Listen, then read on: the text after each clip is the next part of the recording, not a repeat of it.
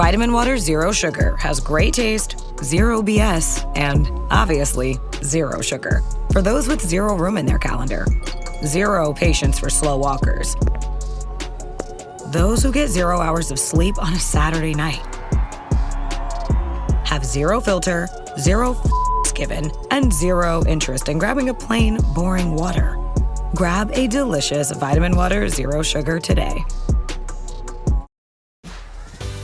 This episode is brought to you by LinkedIn. Psst, healthcare pros, word's out, and it's too good to keep quiet. Look, LinkedIn is revolutionizing job hunting, making it possible to search by specialty, shift preference, and salary. Endless scrolling is out. Whether it's a mental health therapist or dental hygienist, finding the perfect role is faster and easier than ever. Head to linkedin.com/healthcare and start your search today. The guy is crazy. He called every 10 days. It was every day, 3 or 4 times a day calling, making us crazy. Okay. I mean, he's crazy. This is the plaintiff, William Hotz. He says he brought his 1996 BMW convertible into the defendant's shop to have the rear plastic window replaced, and the guy did a shoddy job. The thing leaked rain and snow into his car. His interior needed a deep cleaning. The defendant refuses to do anything about it, so off to court he goes. He's suing for $678.71, the amount he's owed.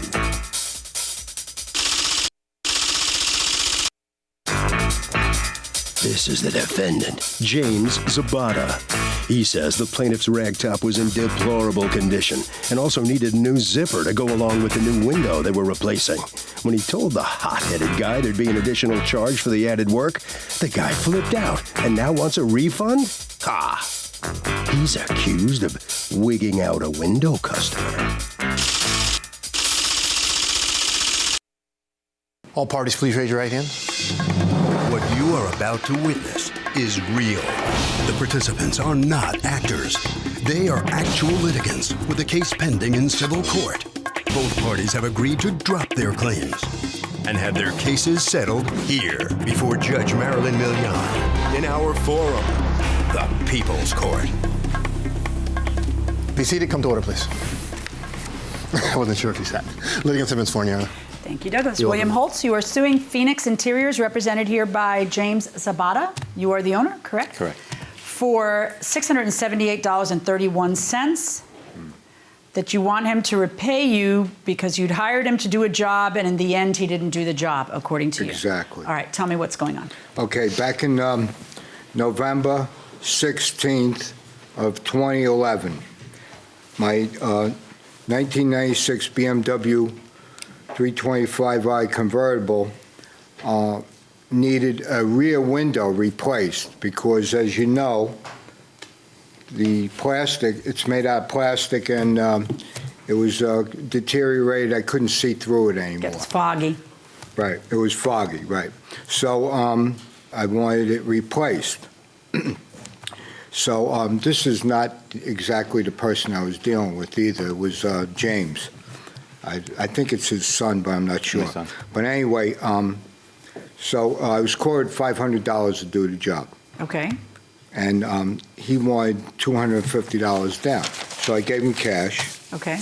Do you have any paperwork from the transaction? Yeah, I have a receipt on that. May I see it? So anyway, he said, okay, I have to order the window.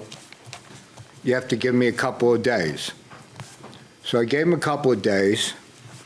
I gave him more like 10 days, and I called his shop. He said he didn't get the window yet or whatever, or he's having a problem.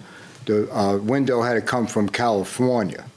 I don't know why California, but anyway, I gave him time. I was very patient. I was calling him every 10 days for 3.5 months. Why don't you just take your car and then when the window comes, it comes? Well, because I gave him, he said there would only be a few days to get the window. No, I know, but when it's obvious that it's not a few days, why do you wait all those months? I only bring this up because you are suing for the insurance you paid on the car from November 16th to March 5th. Right. Remember, December, January, February, March, 4 months, but it's your choice to not pick it up and bring it back when the window's there. Well, he kept assuring me every 10 or 15 days that I called that the window's on its way. Okay. So I was trying to be very patient with him. I didn't want to get on his back and jump Do me a all favor, over show him. this to this gentleman right here. Thank you. So Is that, just a moment, is that a receipt from your business? I like to see it's been so long that we did it. Yes, it is a receipt from my What's it business. for? So the BMW window, yes. Are you selling him a 1996 BMW for $500? Yeah, that's what it looks like. Right, because nothing is written on there, is Right, it, about the exactly. window or the repair or how it's going to be done or when it's going to be 100%. done or anything else, Correct, right? correct. Okay, who wrote that receipt, your son? My son did. Okay, go ahead. okay, so Yeah, you anyway, know I was it's my very son. patient Pardon? about. Yes, my son, Yeah, how old's your son? 31. A grown up, okay, go ahead. Okay, I was very patient about getting the window done. So I called him like every 10 days, and after that, every 15 days. So finally, it came to around early February, and I drove past, and I saw the rear window was taken off the car, taken out. It was cut out of the canvas. So I called him up, and I said, you got the window yet? And he said, I'm very busy right now, I can't talk to you. So I called him back. And at that date, what I believe was March 4th or March 5th of 2012, and he said, come to the shop right away. So he's trying to tell me that he can't put the window in because the top is falling apart. All the seams are coming out of the top. So I said, well, what does the top have Where's to- your son, if he's the one who was doing all the dealing with Right. him? Where's your son today? At the shop working. Why don't you stay at the shop since you don't know anything and he Oh, comes? I know everything, because this is the story. It's Okay, not what are you happened. though the person who had dealt with him? I dealt with him. Not your son? Originally, my son took a deposit from him, but then I wasn't there when he came originally. But then Okay. I dealt with him all afterward. What went wrong? The top failed. This was the first time that happened. We have done plenty of these. And we get the window in a day or two, not months.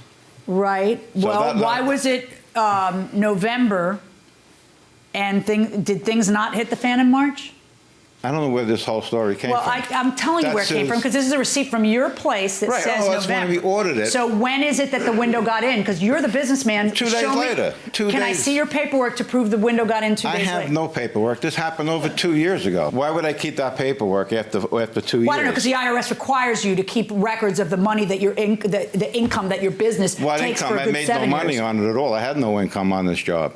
What happened was... I guess you he could say that came about in every one of no. your receipts then? You want to tell you what happened? I do. I'm dying to know. He came in, left his car there. The window comes in. We go to zipper the new window into his top. The zipper just fell off. The stitching Well, was... maybe you guys weren't gentle. I don't know. Who was doing that No, work? we do them. I do them. I'm the only one that zippers them in. Okay. I call him, tell him I cannot put it in. What I can do is, if we want, we could take the top off and sew it in. It's 9 hours of labor to take the top off and put it back on again. So how He much? doesn't want to pay that. Right. Put your hand He didn't want to hear that ranting and raving and carrying on like a you wouldn't believe what we went. He threatened my son. Okay. And he ranted and raved, and the guy is crazy. He called every 10 days. It was every day, 3 or 4 times a day calling, making us crazy. Okay. I mean, he's crazy. I'm telling you, he's so crazy. He got locked up for punching a woman over a $3.50 ice cream cone. What? No, this Yeah. is off the books, okay? This I'm is, saying he's just crazy. No, now he's trying to... The guy's nuts. I'm just Yeah, I'm telling Wait, you. wait, wait, wait, wait, back it Yeah. up. What are you talking about? Yeah, wait a minute. Wait, what are you This talking is shop about? below the belt right now. He's 'cause so- that case is coming in here, too. He's crazy. I mean, he just literally, I finally said, What's he talking about? I don't know. I don't know what the hell he's talking about. What are you I'll tell you, want to see what it's about? Yeah. It just made us nuts. We were scared. No, you're making we were making afraid me of him. nuts Hold on, because you hold got about 3 or 4 lies right now that I can show right on the photograph. Hold on one sec. That case Hold will on one probably second. come in front of you too in a few No, weeks. it's not going to come in front of me. I'm going to see to that, but just wait, Okay. okay? Because first of all, it's a criminal case. Let's start with that. Yeah. And that doesn't come in front of me because I'm a small claims judge here. Okay. Okay.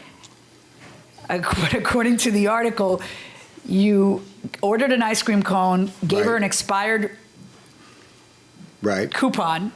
She wanted you to pay the $3.50, and you punched her repeatedly in the face? No. There's a story in between that the two Korean people came into my car, okay? They stole my handicap permit hanging off the mirror. They stole a $2,800 watch off my arm, okay? And yet the police charge you with robbery and resisting arrest. Right. Yeah, because they say they couldn't handcuff you. I'm going to probably maybe have to take that. Is there a criminal case pending? Yes. Do you have pictures of the car? Oh, yeah. I got him about 3 lives right now. Where is the window? Yeah. That's what I'd like to know. Wait, I'm sorry? I gave it to him. He says he gave you the window. He didn't give me no window. I went out of there Can you prove that? With 4 buckets of water in the back seat. Did you ever talk to him, or did you ever talk to him? No, I never even saw this client in my life. It was a son who you dealt with the whole time? Yeah, right. How much did you actually pay them? $250? Yes, I gave them. Why are you suing for $678? Well, Okay, we know part of it is that you want them to pay for your insurance on the 5 months or 4 months that you decided to keep your car there instead of picking it up. No, it's not how I decided to do it, Yeah, it is, because if somebody keeps telling you 10 days, at some point, you really ought to stop believing them and take your car. Yeah, well, maybe I think you did. You left it there because this is not the car you drive every day. This is a 20-year-old car that's fun and that you could store it there. No, it's 18 years old and it's in excellent shape, and you haven't seen the pictures. Is that your daily car? No. Right. And so it was just easy to keep it there during the winter, instead of paying for parking or whatever else. So that's why you did it. You did it for your convenience. That's not something that's going to make them pay for $363 worth of insurance that you didn't use in the time that you chose to keep your car there because you're free and American and you can pull your car out of there anytime you want. Okay? So there's a $250 deposit paid. I understand that. Okay. According to you, he never gave you the window.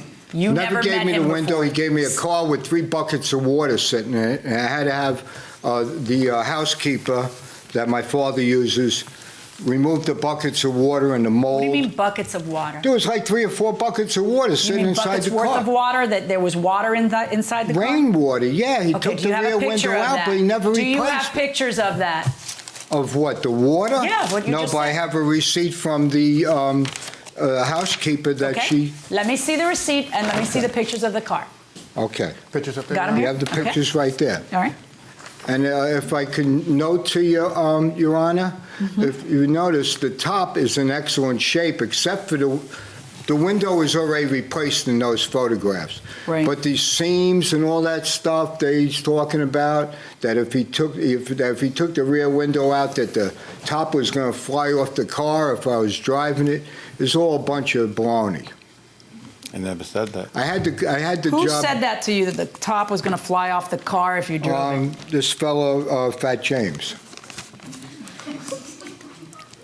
And I have the receipt here that I got the car done. You're crazy, Bill? Okay, Yeah, stop. Don't do that. And the below-the-belt remarks are not nice either. Well, what's he going to do? You're suing him. He Googles you and he finds this juicy thing, and you don't, I mean. Yeah, well, it's juicy, but it has nothing to do with this case. Well, I don't know.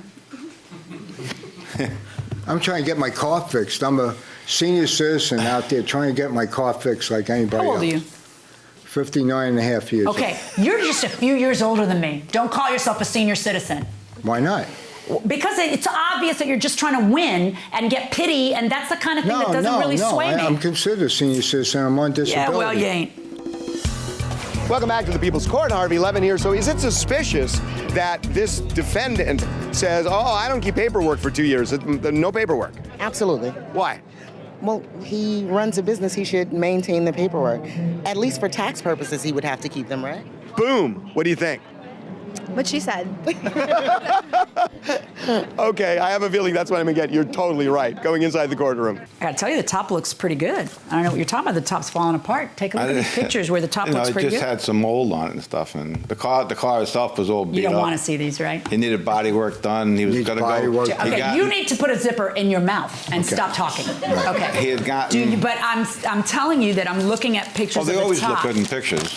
You have to look up close. When you see the stitching and you see around the edges where the mold is, and the body was all beat up. He was going to a body shop. From the housekeeper. Blah, blah, blah. He collected insurance check on it, then he didn't get it fixed. The car was a mess. It was removed by mechanic and sat open for several months. Where do you get that it was open for several months?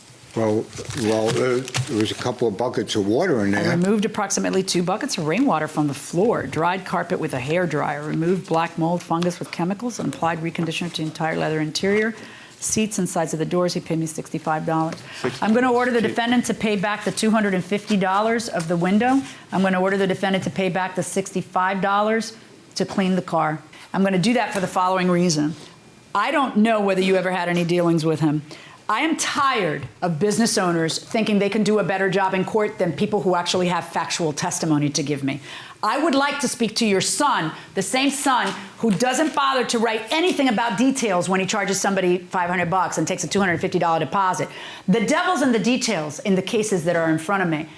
I need to know what the transaction and the contract was between you guys. Because if the contract is, this is what we're going to do, and this is not what you do, I don't really care whether you get refunds or not. Nowhere on this receipt that your son wrote, and I still can't question your son because you still don't bring your son, nowhere here does it say no refunds. Bottom line is the guy went there to get a job done, and the job couldn't get done. Of course, this lawsuit against you for the insurance is preposterous, but the $250 and the $65 I'm going to order you to pay for a sum total judgment in favor of the plaintiff in the amount of $315. You need to control your temper. All right. So let's see what the defendant has to say. The plaintiff has collected almost everything he sued you for. Right, I know. A little ridiculous, but in our business, we come across things that we can't always say what's going to happen. And we try to make everybody as happy as we can. We couldn't make him happy. He was a very hard man to make happy. Like I said, he was a little crazy, but... Really? Are you unhappy with the way your son handled the business arrangements with him, not writing down the details on the... Yes, definitely. We have to be more on top of that, and then that was our problem. That's why we lost, I think. Mm-hmm. Otherwise... You're going to have a little conversation with him? Yes, we'll have a conversation when we get together. Mm-hmm. And you say he threatened? He threatened my son. What did he say? What did he say? Well, he threatened, I have lawyers, I'm going to sue you, you know what I mean? That kind of thing. He was he did. ranting and raving. Okay, head right down this way. Thank you. You did, and you did sue him.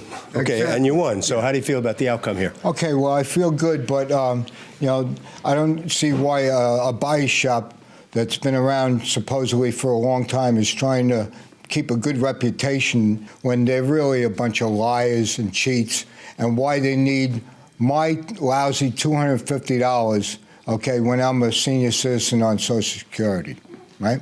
All right. Okay, thank you. Harvey? Okay, you know what? She is absolutely right. And what you should do, as a matter of course, is keep important paperwork, tax records, for 6 years, because the IRS, under some circumstances, can go back that long. And if you don't have the paperwork, you're going to be in real trouble. That will do it for this case. Litigants for the next case on the way into the courtroom right now. Hey, it's Paris. You know I love sparkly things, right? Like stars. Duh. And thanks to Hilton and AutoCamp, I just slept under them. Picture me, serving looks by the fire outside my luxurious Airstream, making s'mores with the kids, while a national park is our backdrop. The great outdoors meets Hilton hospitality. That's hot. Explore all the new ways to stay at Hilton.com. Hilton for the stay. Wish you could become a morning person? You know the type, up before the sun, early morning runs, first one to the office with donuts and a smile. How do they do it? Easy. With the new Galaxy Watch 8, sleep tracking and personalized insights from Samsung Health help you improve so you can wake up to a whole new you. One who, dare I say it, skips the snooze? It's possible. Train your sleep with Galaxy Watch 8. Learn more at Samsung.com. Requires compatible Samsung Galaxy phone, Samsung Health app, and Samsung account. This is the plaintiff, Edwin Delgado. He says he entered into an agreement with the defendants to buy their house, and they ended up backing out of the deal. He had a signed contract with them, incurred all sorts of fees as he moved forward in good faith to buy the property, and the defendants can't just back out of a deal because they changed their minds. He's suing for $5,000 for lawyer fees, title search, termite inspection, and pain and suffering.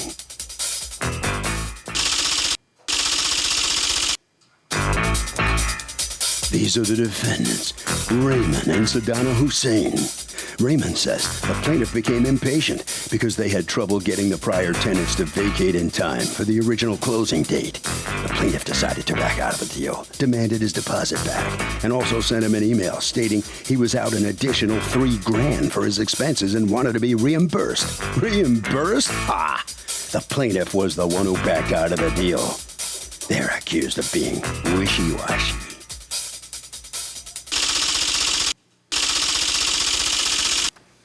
All parties, please raise your right hands. Welcome back to the People's Court. Next case on the docket. The plaintiff says the defendant backed out of the deal to sell their home to him, and he wants all the money that he plunked down. But the defendants say the plaintiff was the one who bailed. It's the case of pay up, homie. Litigants have been sworn, Your Honor. Thank you, Douglas. You're welcome, ma'am. Edwin Delgado, Jorge Torres, Maritza Torres, and Ana Espinoza, represented here by Mr. Delgado. You have power of attorney, and you are? She's my sister. Are you one of the names I just said? Yes. Yeah, Maritza. Maritza Torres. You are suing Raymond and Sadana Hussein for $5,000 in expenses and pain and suffering that you say you incurred as a result of them backing out of a real estate deal. Tell me what happened. Okay, around November. First of all, who was going to buy the house? Well, we are. Yeah, but who? Why so many people? Like, I'm trying to figure. What's your relationship? We are family. Okay. So we were trying to buy a brother, family. sister, and who else? My mother and my stepbrother. Okay. So we wanted a big house. So what we found, it was a 3x3 and a finished basement with 3 rooms also. So it was perfect for us.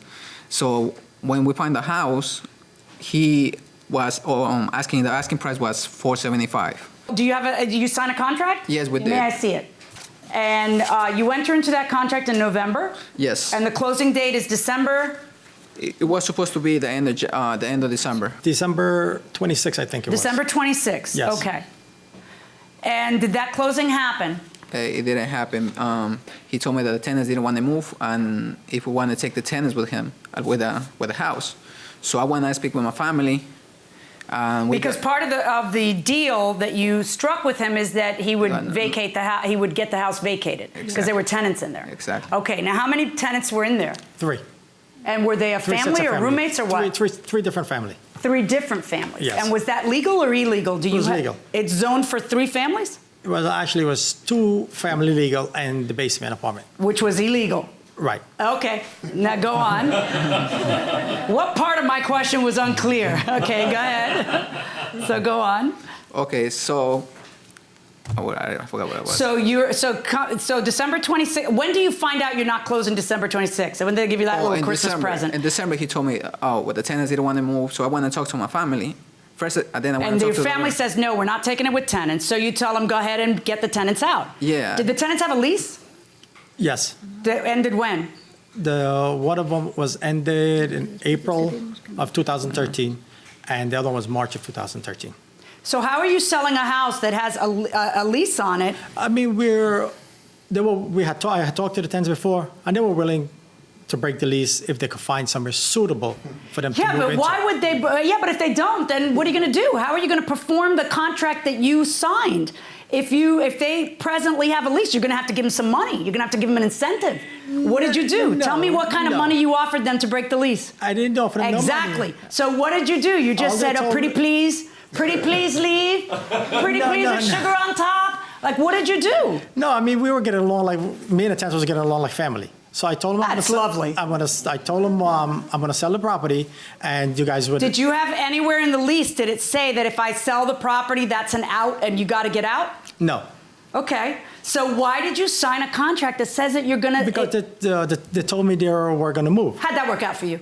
It worked out. One tenant moved out within a month from the time I told them. So how did it work out for you? Because you have more than one tenant, right? Right. Yeah. Which tenant was it that wouldn't leave? The illegal one? No. Okay. The basement person left? Yes, they bought a house and they left also. Okay. When? They closed in March. Right. So you had a closing date 3 months before that. They had told you they'd get out when you sold the house. Right. They did not get out. 3 more months passed. How long do you expect the people to wait? They incurred costs to get to that stage. You understand? They spent $850 on a lawyer, $350 on a title report, $95 on a termite inspection, $650 on a loan application, and $30 on a credit report because you promised that you would do something that you didn't do anything to get done.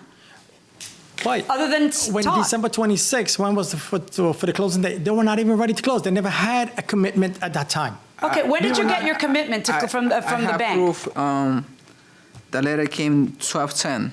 12/10. Let me yes. see it. So that's not true. But aside from that, I understand another 30-day delay. Right. I understand another 60-day delay. That's getting long. I also sent you. But we're talking about a 120-day delay before finally everything goes in the toilet. According to you, he refuses to sell to you. You were still waiting. Yeah, I was waiting. Right? Like, Yeah. according to you, you find out from him that you think he's just kind of changed his mind and decided to keep the place. That's what you think. That's what I believe. He told me that the reason he was in the rush to sell because he was, I think, he was about to lose his house probably because he wasn't paying the mortgage on time.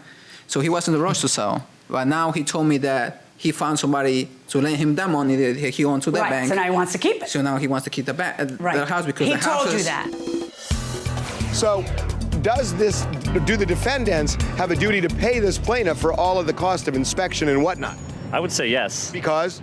I mean, if somebody pays for all that work and then they don't get what they thought they were paying for because somebody's not going to move out or whatever. Well, that's the issue. The guy says, hey, the defendants are saying, we would let you do it, but this tenant won't move out. Whose fault is that? Seems like it would be the defendant's fault. He'd be, expected to go through with his end of the contract. Fair enough. I mean, sounds right to me, going inside the courtroom. He told you that, or that's your theory? No, he told me that. He told you that? Yes. So now, because I got to tell you, that's how it looks. That's kind of how it looks. Because you're doing absolutely nothing to comply with what you signed in that contract. Nothing. I tried, and I got, What like do I you said, mean you tried? What did you do to try? I got one tenant out What within did 30 you do days. to comply with a contract that you had to have tenants out on December 26th? If they have a lease, you shouldn't have signed that contract. And unless you have a new superseding agreement with them in writing that they'll get out and that you're going to pay them $1,000 or so, whatever it is. I mean, that's how this works. You did nothing. They stayed predictably. And then what are they supposed to do? Just be out $2,006? They're supposed to be out and eat it? But the point is, number one, when December 26th reached, they were not ready to close. That's not true. They had a commitment letter dated 12/10. But we did not get that until January. I don't care when you got it. You had already told them the tenants hadn't left. So I don't know when your lawyer got it. I don't know. No, don't talk. Listen, when you asked a question, I'm answering. I see the evidence that they had a commitment letter from the bank on 12/10. So what you're saying is a lie. But aside from that, it wouldn't even matter. So let's roll it 30 days. January, why aren't your tenants out? Well, I'll tell you what, because you signed a contract that you couldn't possibly abide by because you were desperate at the time and now you're not. That's really what happened. Do you think you need to raise your hand? Go ahead, I'm listening.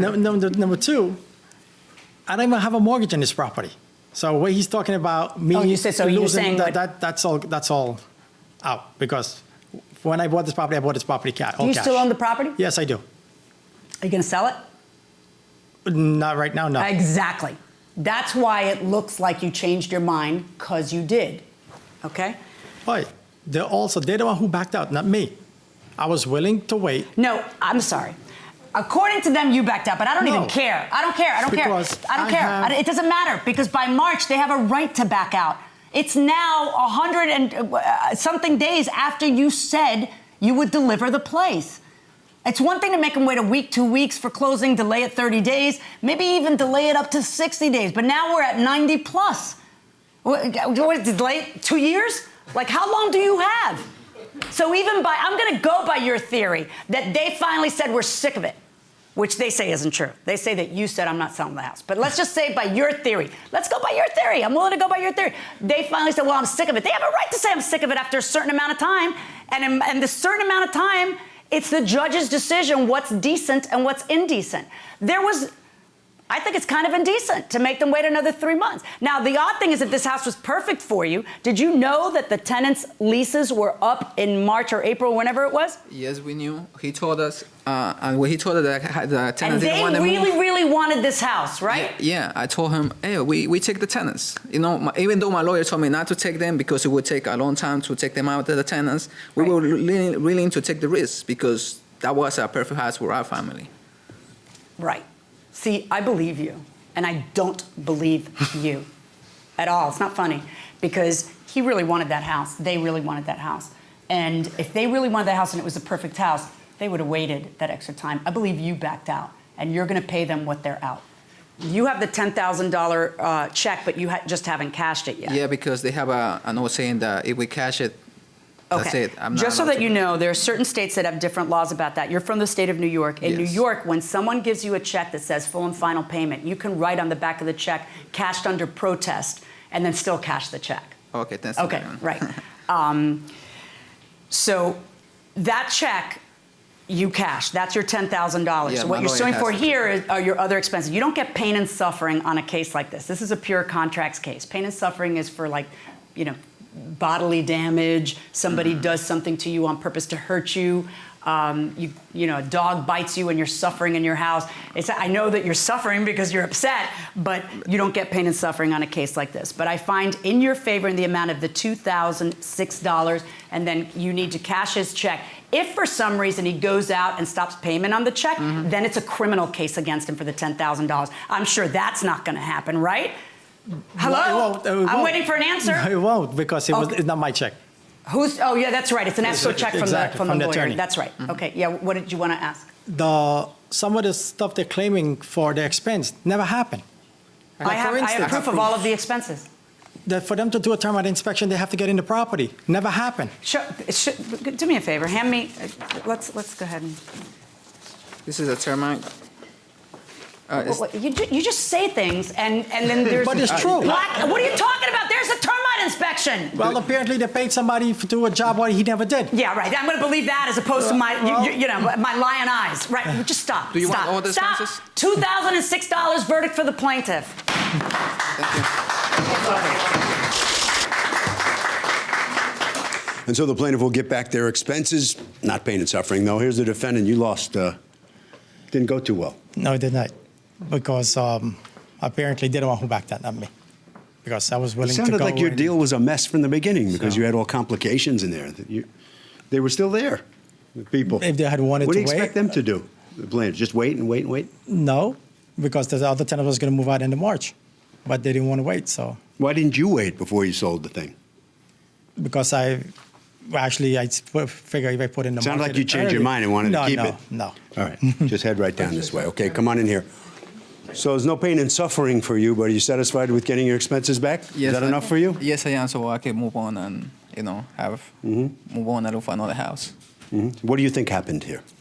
He backed off the deal. He just didn't want to sell his house for that price. He changed his mind? Yes, definitely. On you? All right, Harvey.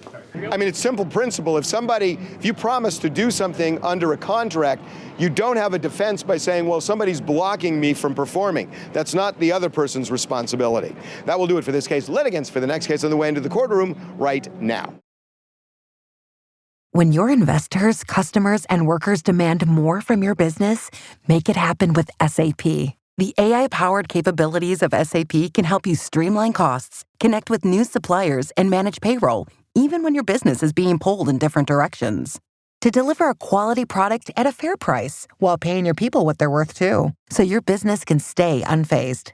Learn more at sap.com/uncertainty. This is the plaintiff, Donna Lewis. She says she was in a parking lot one day when out of the clear blue sky she heard a thunderous clunk. Turns out the defendant dropped a 6-foot 2x4 piece of wood directly onto her car, denting it. The louse was not apologetic. She called the cops, and here they are. She's suing for $1,958.74, the amount of her damages.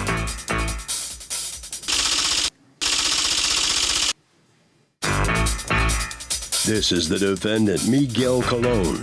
He says a 2x4 touched the plaintiff's car as she was pulling into a spot, and now she's trying to make a federal case out of it. For crying out loud, the cops didn't even notice any damage. The woman's now saying the trunk of the car isn't level and water's pouring in, flooding everything. From a 2x4 touching your fender, please. He's accused of touching off a firestorm.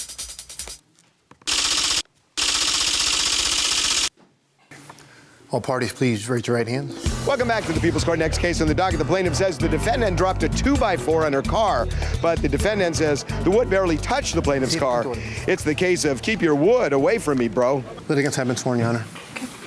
Thank you, Douglas. Donna Lewis? Yes. You are suing Miguel Colon for $1,958 in damages to your car as well as a rental car because according to you, he negligently damaged your car while packing some 2x4s into his.